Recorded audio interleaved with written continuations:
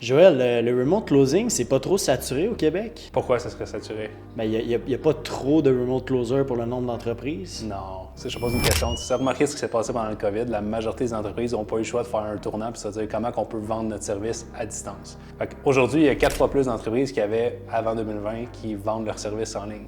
Finalement, s'il y a 4 fois plus de business au Québec qui vendent leurs produits en ligne, ils ont besoin de 4 fois plus de closures. Puis plus qu'il y a eu d'entreprises qui se sont mis à vendre leurs services en ligne, mais plus que les consommateurs étaient OK avec ça puis ils ont décidé de suivre. Donc au final, aujourd'hui, ton potentiel en tant que remote closer est très avancé. Maintenant, n'oublie pas qu'il y a toujours une place pour des gens qui sont talentueux et performants.